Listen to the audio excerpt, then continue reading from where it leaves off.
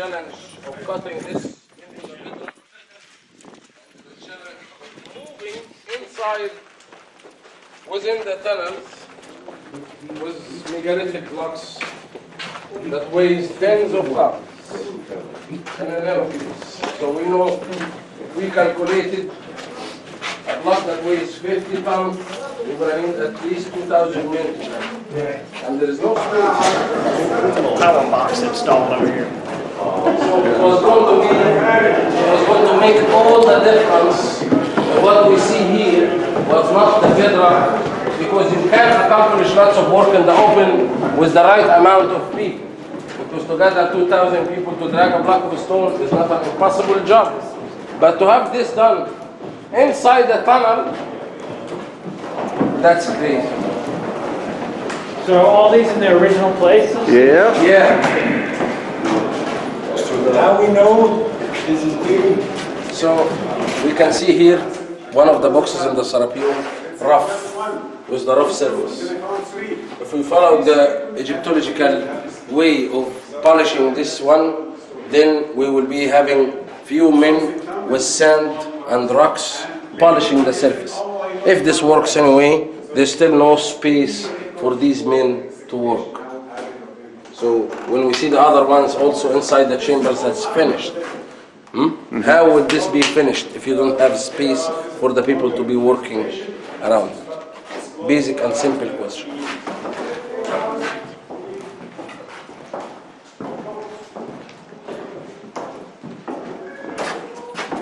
So here Yosef is one where the lid has been slid back.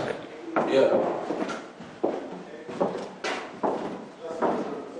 And again, it's believed that the boxes themselves weigh how much? 70 ton for the box and 30 ton for the lid. So the total of 100 ton for the box and the lid, in the range of. And this is not local stone. No, this is not local stone.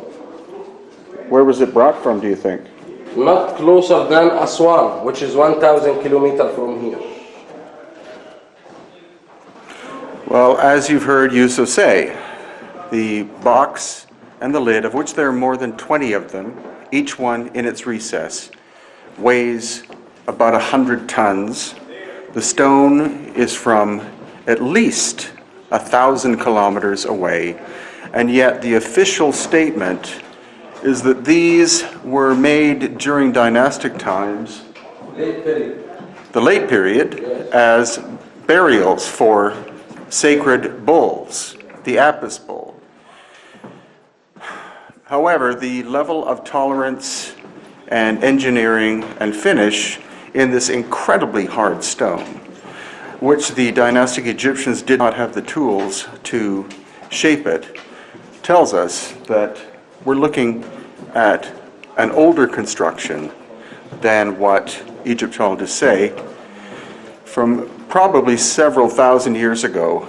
And the only way that these boxes were quarried, moved, and put into place underground here and finished would have been using forms of technology that not only the ancient dynastic Egyptians did not have, but that we also do not have to this day, because engineer Chris Dunn, author of books such as the Giza Power Plant, asked a firm in the United States if they could replicate one of these out of one piece, and they said no.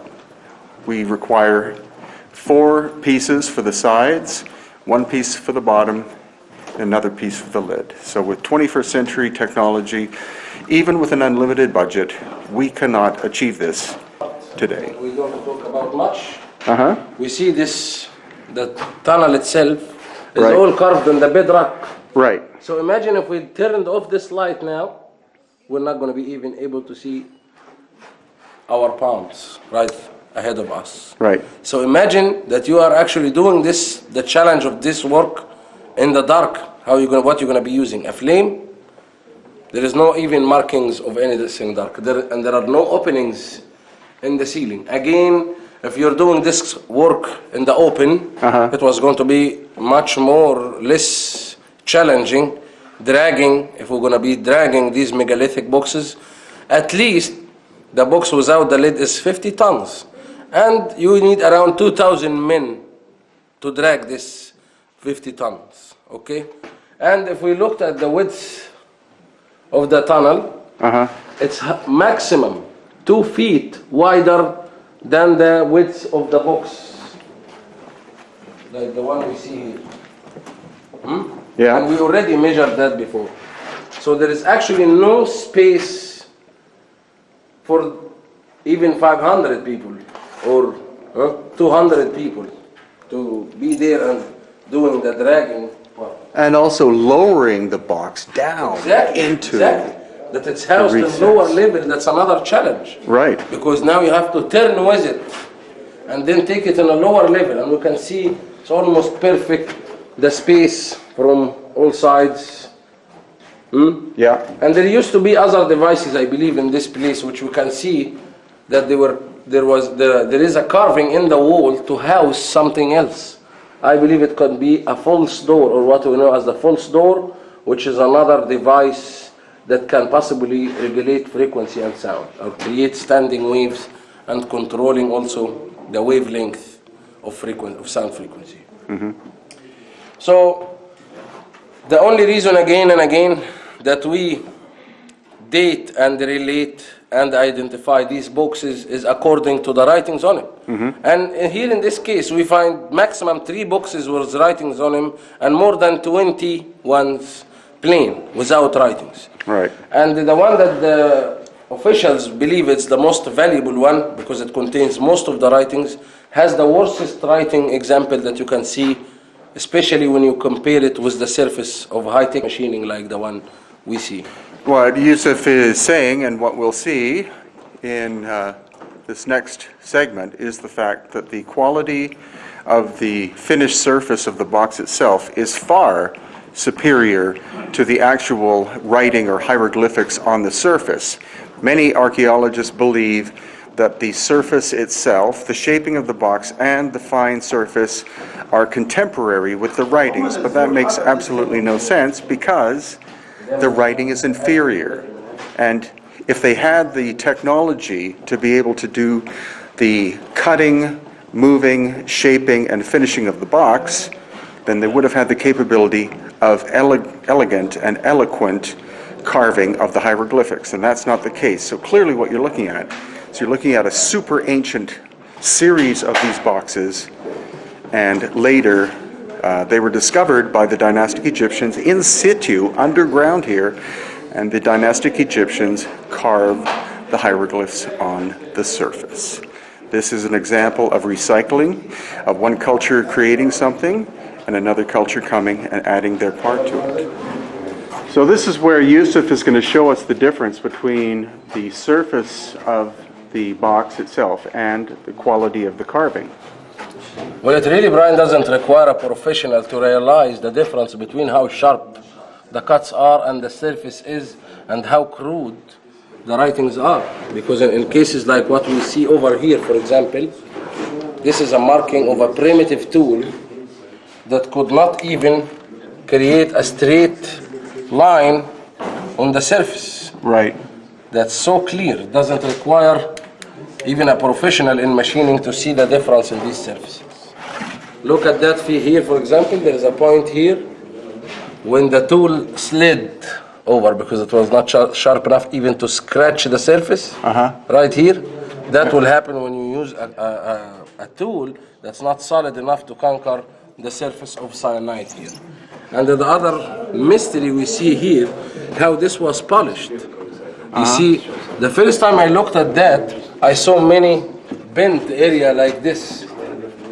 Yet it received that extreme polishing. Right. So it didn't make sense, because if you are polishing following the theory of Egyptologists, that this would be polished by sand and a piece of quartz or a piece of diorite with water, then how can he fit this polish into the deeper parts that we see, like this one here? So there had to be something else. And then when we looked close, we realized the fact this was not polished. The surface here was not polished. That shiny surface was not polished by sand and water. It was polished by an alchemy formula of some kind, that it was once a liquid. This liquid was cased in the box, and then as any liquid, it will come down to the bottom of the lid, like what we see here, and create drops coming down. Right. If you followed, here is a clear one. Yeah. This clearly was a liquid, and we see the marking of the liquid running in the bottom of the lid gives exactly the same shiny surface like here, but not deeper, where that liquid didn't go. So this is the smooth surface by the machining, and this is the polished surface by the liquid, and there is no process of sand and water and a piece of rock to polish. This is a ridiculous theory, because here we can see a clear evidence that it was an alchemy formula that they made probably acid with something else. So, as you can see, this is a classic example of the things that we're trying to look at, not only here in Egypt, but also in places like Peru and Bolivia. You have a standard archaeological explanation for the function of something, which when an engineer and or stonemason looks at it, they say, there's no way. There's no way that the dynastic Egyptians with copper or bronze chisels and stone hammers could have achieved what we're looking at, and therefore the Greeks afterwards couldn't have done it. The Romans afterwards couldn't have done it. The Islamic people after that couldn't have done it. 21st century technology can't do it. We have no choice but to look farther back in time and look for a civilization that had lost ancient high technology superior to what we have today.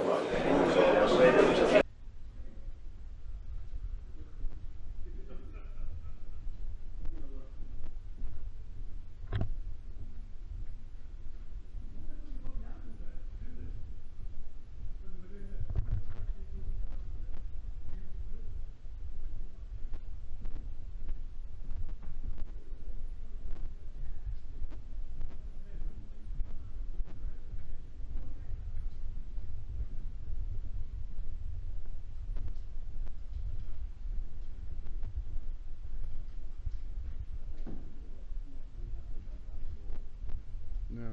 Well, they're fighting each other.